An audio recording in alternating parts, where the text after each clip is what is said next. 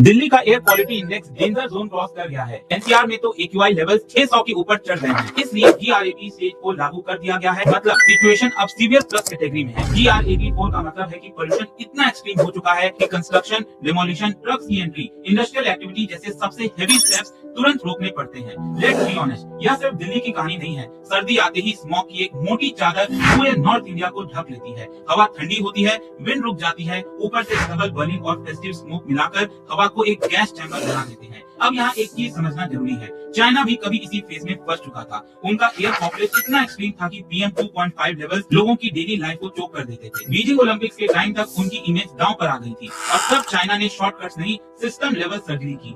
Heavy polluting factories बंद हुई, outdated industry scrap की गई, सिटीज में इलेक्ट्रिक बसेस और इलेक्ट्रिक व्हीकल्स का मैसिव पुश आया, रेसिडेंशियल हीटिंग क्लीनर फ्यूल पर शिफ्ट हुआ और सबसे इम्पोर्टेंट लोकल ऑफिशियल्स को डायरेक्ट अकाउंटेबिलिटी दी गई। दुनिया में पहली बार चाइना के शेंजन जैसे शहर ने 2017 में 16,000 बसेस इलेक्ट्रिक करके एक नया बेंचमार्क सेट कर दिया। दरअसल चाइना के परफॉर्मेंस टारगेट्स क्लियर थे, हवा साफ नहीं हुई तो तुम्हारी खैर नहीं। इसी डिसिप्लिन के चलते 2013 से 17 तक उनकी एयर क्वालिटी में सॉलिड इंप्रूवमेंट दिखने लगा, क्योंकि उन्होंने शॉर्ट टर्म जुगाड़ नहीं, लॉन्ग टर्म एक्शन लिया। मतलब दिल्ली सरकार की तरह नहीं कि अगर पोल्यूशन कंट्रोल नहीं हो रहा तो पानी डालकर डेटा को ही कंट्रोल कर दो। बिल्कुल यहीं से इंडिया के लिए लेसन निकलता है। जीआरएपी जैसे रिस्पॉन्स जरूरी है, पर असली प्रोग्रेस तब होगी जब हम इंडस्ट्रियल और व्हीकुलर एमिशंस को कंसिस्टेंटली कंट्रोल करें, क्लीनर फ्यूल्स को अफोर्डेबल बनाएं और पब्लिक ट्रांसपोर्ट को जेन्युइनली स्ट्रॉन्ग